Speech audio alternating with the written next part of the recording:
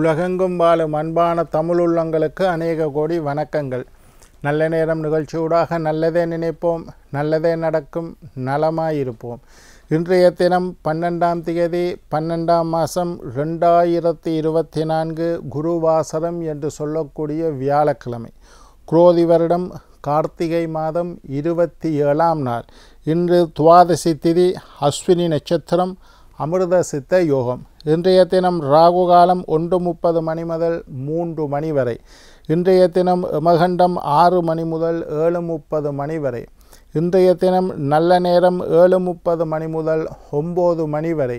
என்ன நேர்களே, வாருங்கள் இனி இன்றைய தினத்திற்கான ராசி பலன்களை பார்க்கலாம்.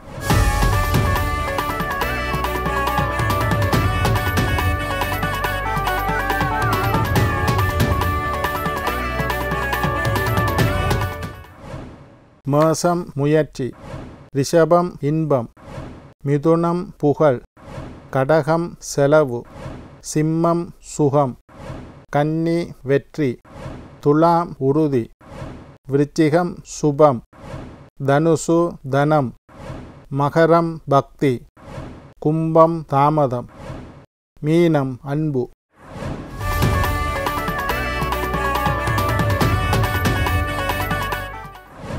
ஆன்மீக தகவல் பகுதியில் தொடர்ந்து உங்களை சந்தித்து வருவதில் மட்டற்ற மகிழ்ச்சி அடைகின்றேன். ஒவ்வொரு நாளும் ஒவ்வொரு புதிய அற்புதமான ஆன்மீக தகவல்களை உங்களோட பகிர்ந்து கொண்டு இருக்கிறேன். அந்த வகையில் இன்றைய தினமும் சில நல்ல விஷயங்களை உங்களோட பகிர்ந்து கொள்ளலாம் என்று காத்திருக்கிறேன். இன்றைக்கு என்னத்தை பற்றி பார்க்க போகிறோம்டா, கார்த்திகை தீபம். இப்போ உங்களுக்கெல்லாம் தெரியுது, இன்றைக்கு 12ஆம் தேதி, நாளைக்கு 13ஆம் தேதி குமாராலய தீபம், நாளண்டைக்கு 14ஆம் தேதி விஷ்ணுவாலய தீபம், சர்வாலய தீபம், வீடுகளில் தீபம் எல்லாம் வருது. அப்போ கார்த்திகை தீபம், கார்த்திகை மாதத்தில் கார்த்திகை நட்சத்திரம் பௌர்ணமி எல்லாம் சேர்ந்து வந்தால் கார்த்திகை தீபம். இந்த கார்த்திகை தீபத்தை 3ஆக பிரிக்கின்றார்கள். ஒன்று குமாராலய தீபம், இரண்டாவது விஷ்ணுவாலய தீபம், மூன்றாவது சர்வாலய தீபம். சில நேரத்தில் இந்த மூன்றும் தனித்தனியாக வரும்.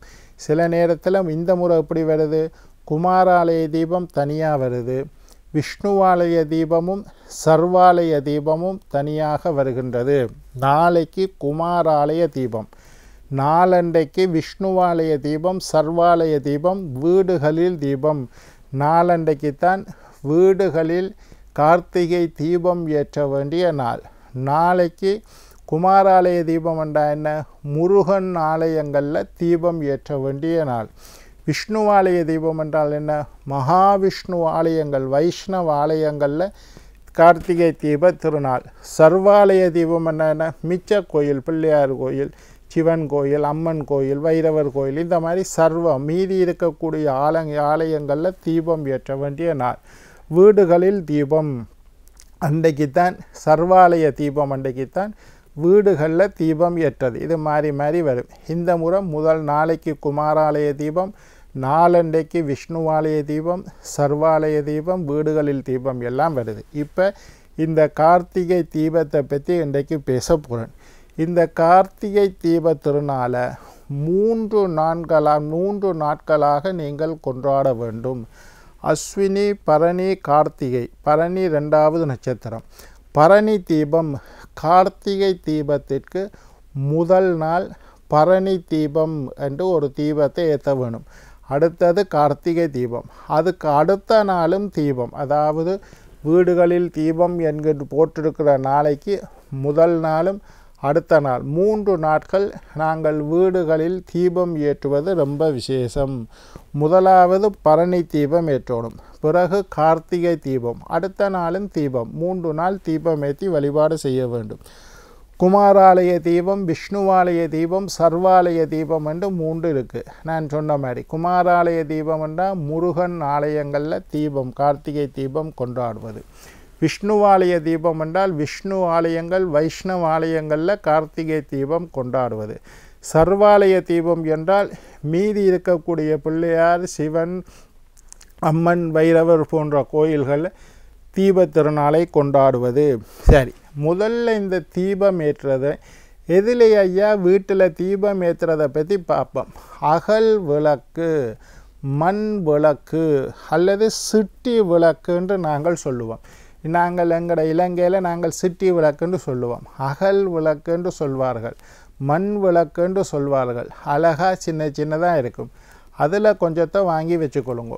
இந்த தீப திருநாளுக்கு முதல் நாளே வாங்கி கொஞ்சம் மஞ்சள் தூள் எல்லாம் போட்டு தண்ணியில் கலந்து நல்ல வடிவாக கழுவி தண்ணியில் ஊற வச்சு, இல்லாட்டி எண்ணெயை இழுத்துரும், நல்லா தண்ணிக்குள்ளே போட்டு கொஞ்ச நேரம் ஊற வச்சு மஞ்சள் தூளெல்லாம் போட்டு கழுவி எடுத்து வைத்து கொள்ளுங்கள். முதல் நாளே என்ன திரி போடுறதுன்னு கேட்பீங்கள்.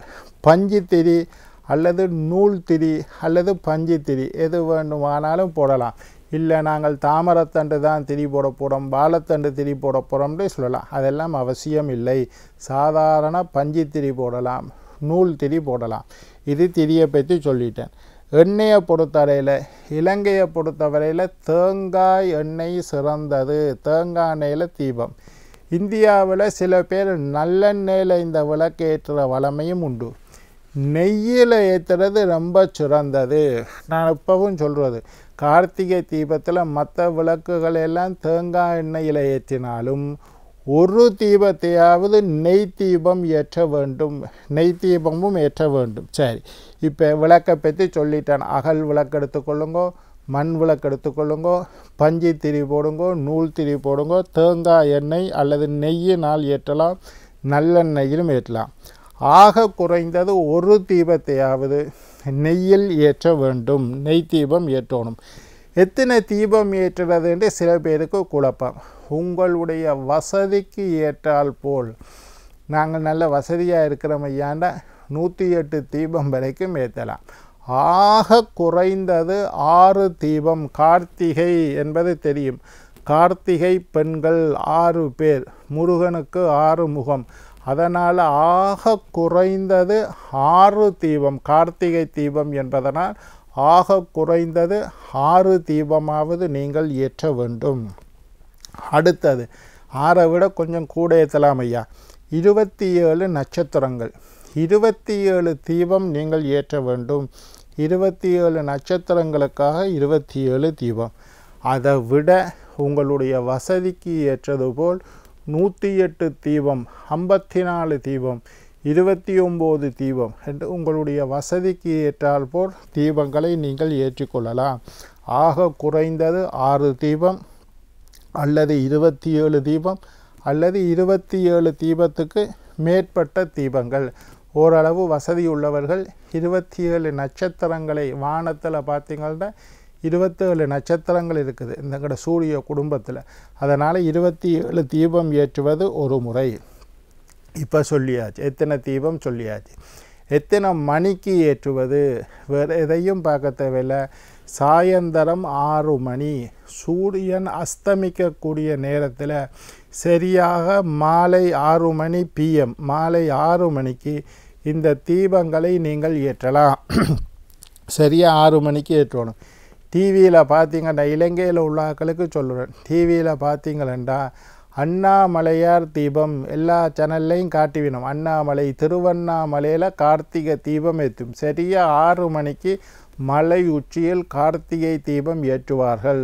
டிவியில் பாருங்க.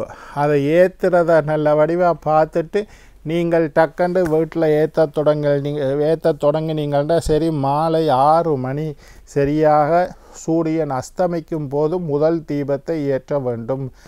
அதுவும் முன்னுக்கே நீங்கள் எல்லாம் ரெடி பண்ணி வச்சுக்கொள்ளணும்.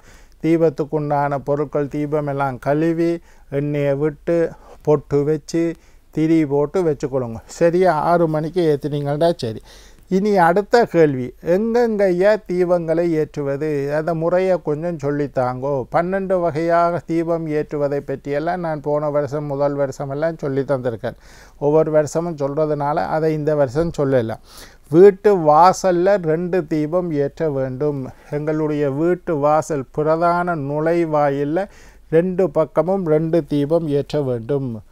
பூஜை அறையில் தீபம் ஏற்ற வேண்டும். கண்டிப்பாக பூஜை அறையில் எத்தனை சாமி இருக்குதோ அத்தனை தீபத்தை ஏற்றி வையுங்க.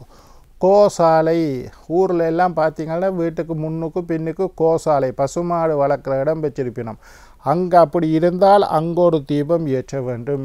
கிச்சன் அடுப்படி சமையல் செய்யக்கூடிய இடத்துல ஒரு தீபம் ஏற்ற வேண்டும். வீட்டுக்கு பின்வாசல் இருந்தால் கண்டிப்பாக பின்வாசலில் 2 தீபம் ஏற்ற வேண்டும். எத்தனை அறை இருக்குதோ அத்தனை அறைகள்லையும் தீபம் ஏற்ற வேண்டும். வீட்டில் அம்மி இருந்தால் அம்மிக்கு மேலே ஒரு தீபம், உரலுக்கு மேலே ஒரு தீபம், அது மாதிரி கிணறு இருந்தால் கிணத்துக்கு பக்கத்தில் ஒரு தீபம், இல்லையா எங்களோட வீட்டில் டியூப்வெல் இருக்குண்டா அதுக்கு பக்கத்தில் ஒரு தீபம் ஏற்ற வேண்டும். தீபத்தை தரையில் வைக்கக்கூடாது. வெறும் நிலத்தில் ஒரு நாளும் தீபத்தை வைக்காதீங்க. நான் ஒவ்வொரு வருஷமும் இதை சொல்லி வரேன். கீழே ஒரு அரசம் இல்லை, ஆலம் இலை அல்லது பூவரசம் இலை அல்லது ஒன்றும் கிடைக்கலன்னா வாழை இலையை வாங்கி அழகாக சின்ன சின்னதாக வெட்டி அந்த வாழை இலைக்கு மேலே தீபத்தை வையுங்கள். வெறும் தரையில் தீபம் ஏற்றக்கூடாது.